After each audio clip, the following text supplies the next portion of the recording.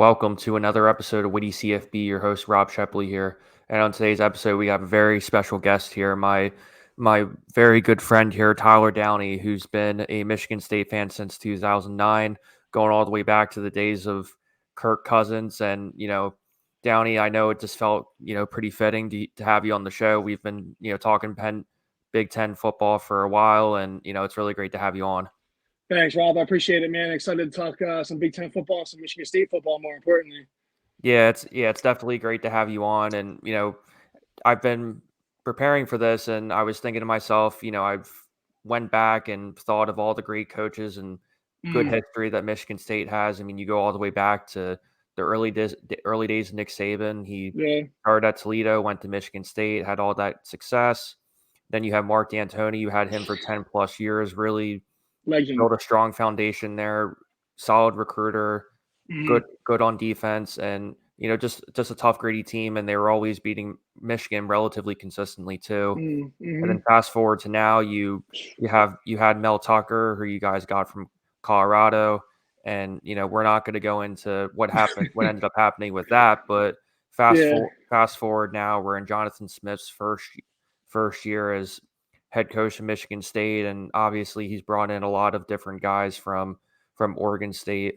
So with that said, I know you've been following relatively consistently for a while now. So what are some of the biggest changes that you've seen from Mel Tucker's Michigan State to year one with Jonathan Smith?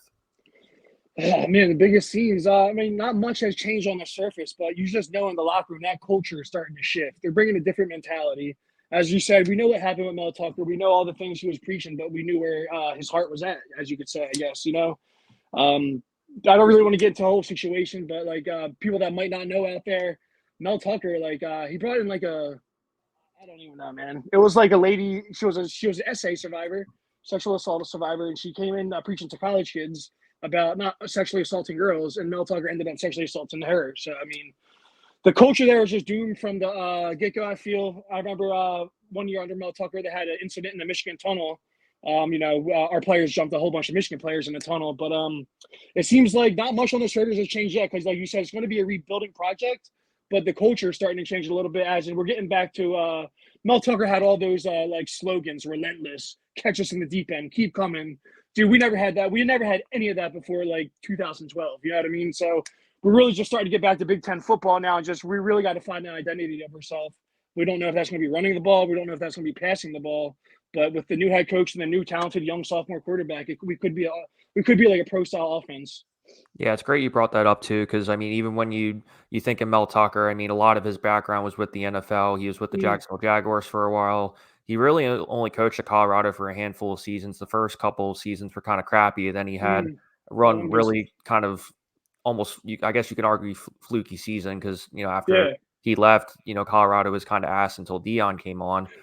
But it definitely goes to show that, just that difference between being in the NFL versus being in college now. And, even probably the biggest deal about Mel Tucker in terms of, all of that is just getting out of that ridiculous contract that you guys paid Oh, him too, because yeah. obviously, you can't comment in terms of, what's, what kind of settlement there is or if they're actually going to get out of it. But Mm, if all the allegations are as true as yeah. they can be, then Michigan State will likely save a significant amount of money too, as opposed to going the Jimbo Fisher or Gus Malzahn route and, paying Yeah. 30, 40, 50, $60 million, whatever that figure was. But it was definitely a hairy contract. And, you brought up too the identity of Michigan State in general. I mean, even, we talked about Mark D'Antoni and, he definitely ingrained a sort of culture and a sort of personality that, you know, I think Spartan fans are kind of longing for now that they're in this new era. So with that said, I mean, you've seen enough of Adrian Chili's, and it's obvious compared to when they had Noah Kim that he's certainly an upgrade, even though he's sort of still developing, getting used Yeah. to playing Big Ten football. He's very young. So, what are some of the positives that you've seen from him, and do you believe that he can be a legit number one and somebody you can build a program around? Yeah, he could definitely be a number one quarterback in the Big Ten, 100%. And what was the first part of the question? Oh, what I like out of him so far? I just like his fight. he makes some, like you said, he's a 19-year-old sophomore. I think he just turned 19 like a few months ago, so he's young, man. So he's got to make better. He's got to get better with his decision making. It's like some stuff in high school you can get away with, just throwing the ball 40 yards, hoping your guy catches it 30, 50 yards, whatever it may be. You can't do that at the D1 level, because even against a cupcake team, the first couple weeks, we played Prairie View A&M. I think he had like 2 interceptions. That's just unacceptable against a team like that. Yeah, like I have the schedule here. They played Florida Atlantic University, and that they barely won that game. Yeah, it was 16-10. We should have beat that team 31-0.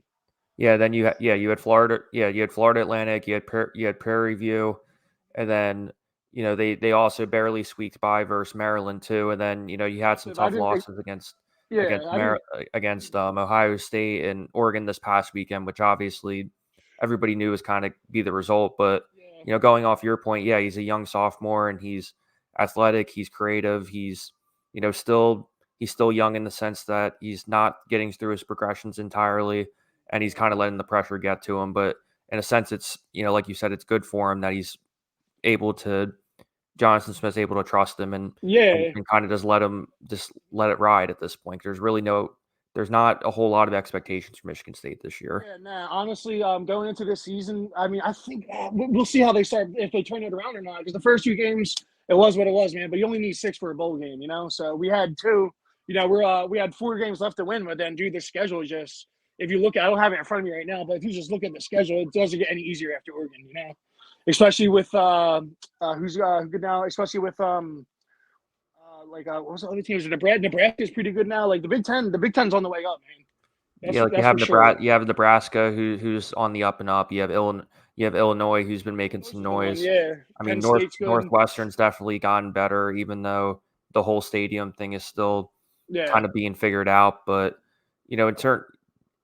and plus with the Big Ten being together now, and there's really no, there's no divisions anymore. It definitely opens up the door for some other teams to be able to make some noise. But at the same time, if you're a Michigan State fan, you have to say to yourself, and hopefully the athletic directors and the president, all of them are thinking the same thing. You have to really give Jonathan Smith a minimum of 3-4 years to turn this around. Yeah, I agree. And like you said, I mean, they need to find an identity. Under D'Antonio, we had an identity, man. We were a smash football team that had a great defense. Under D'Antonio, I know he's a coach for like 10, 11 years. Under D'Antonio, I believe we had the number 1 defense in the nation, at least 3 years. And it was the 3 years from like 2013 with the Connor Cook days up until like 2015. That team was good. That was the Michigan State team that won you Big Ten championships. That was the Michigan State team that would go win you a Cotton Bowl coming back down from 42-10 or whatever it was against Baylor. They just got to find an identity, man. And they're going to be struggling now because with that Mel Tucker situation, you're going to lose a lot of recruits. And they're doing things at Michigan State now, which I kind of like. The whole process is new, but they're actually finally getting players out of a transfer portal now. Now they don't have to sit for the full year, so that does help a little bit. But they got to get the recruiting up, man, because it's not a prestigious university like it once was. We lost to Michigan every year since 2016, I believe, maybe 17. But yeah, man, we're just down right now, and it's definitely a weird place to be though, because Michigan State, even like before under D'Antonio, when they have a down year, they're still finishing top 25. Yeah, they've always been kind of on the cusp of either being somewhere between 20 and 40, somewhere in there where they're pretty respectable. They're somewhere within the 7 to 9 range, but we're not necessarily saying that they're going to be, contending for the Big Ten every year. Because I mean, when you have such a, strong teams like Michigan and Iowa, Oregon now coming in too. Yeah, on your schedule every year, it's just kind of tough. But you briefly mentioned it earlier in terms of the schedule, and I have the schedule here. I mean, they next week they're on idle this week, and then after that you host Iowa, and then it's going to be a hard game right there. You got Iowa, and then you're on the road versus Michigan. You host Indiana, then you have Illinois after that, Purdue, and Rutgers to finish off the season at home. Yeah, and like you said, the last couple teams you said, the Indianas, the Purdues, the Rutgers, they have been the doormat of the Big Ten for quite a while. But now, I don't want to say because like you said, Jonathan Smith needs another 2 to 3 years to see what we really are working with. But as it stands now, man, it's just, it's still early in the season, but it's looking like Michigan State might be that new doormat team, for a little bit. We were last year. You know, I don't think with a sophomore quarterback and a new head coach, we're going to be, not the doormat just like that. Yeah, because I mean, I think too, you mentioned the recruiting and Oh yeah, how difficult that would be. I think that was one of the criticisms in terms of bringing in Jonathan Smith. It had nothing to do with his acumen or anything like that. It's the fact that he, yeah, up to this point, never really coached within, the Great Lakes area. So you had to think to mm, yourself, unless you have a connection to him somehow, the likelihood of, being able to bring in those transfers immediately probably wasn't mm, going to be there. So you already kind of knew the first year, you're kind of asking yourself, okay, we brought in some guys from Oregon State, and you knew we were going to have to take a step back, and it made sense then to leave Oregon State with the uncertainty of the Pac-12. You come yeah, into Michigan State here, and I just routed off all those teams, and you really don't have a much easier, really a lot easier games this year. I mean, the only two winnable games that you really see are, I would argue probably Purdue and Rutgers are probably your two best chances to tack on yeah, a couple wins, and hopefully you get 4 or 5 wins. And with that said, too, the last thing I figured I'd mention too is we're talking about the whole point of this was just kind of talking about expectations and what you want to see moving forward. So with that said, rattling off a couple of those teams, and you think Michigan State can make a bowl game this year, or would you be content with a 4 or 5 win season and um, kind of assess from there? could they make a bowl game? Yeah, yeah, they could, but will they? I don't think I don't think so this year, man. And that's not me being a bad fan. It's me, thinking with my head and not my heart. I want to say Michigan State's going to win. Yeah, they're going to make a bowl game every year. But if we're being realistic, they just, so you just watch the team and sometimes you can see if they have it or if they don't. They don't have it right now. They're too inconsistent. Quarterback's young, doesn't set his feet when he throws. But not constantly. I don't even know if there will be a problem going forward. But this year, anyway, recently he's been turning the ball over a lot, and you just can't win games like that, man. Not with a young team, and not with not in such a tough division anymore. And I do like the new Big Ten though, because now, like with Michigan, U of M losing a lot of what's it called, experience. You're seeing teams like Purdue's, Illinois, Rutgers. It's cool to see them win some football games every now and then. Rutgers is actually really good this year. They've been impressing me quite a lot. Yeah, I even mentioned Rutgers a couple weeks ago when we were previewing them in general, but they definitely have an identity on defense, and in many ways it reminds me a lot of the D'Antoni Mm, era with Michigan State, because it was founded on having a really strong defense, then having yeah, quarterback who can in essence pretty much be a game manager. And obviously Kirk Cousins was much more than a game manager, but generally Connor Cook. speaking, Yeah, after that, yeah. Connor Cook was a perfect game manager. He just did enough, but he didn't try to play hero ball. And I think I think he'll be a good quarterback in a year or two. Honestly, he's like I said, he turned 18 a couple months ago, man. So he's really young. I think he finished high school early too. So I mean, he wants to be there and he's putting in the work. He needs to get a little bit stronger and better with his decision making. The fundamentals and everything else that will come with time, but it's just the decision making. You might not have the best technique. You might not be able to set your feet on every throw, but if you know what the defense is going to do and know where you're going with the ball, you get it out quick. You minimize turnover opportunity.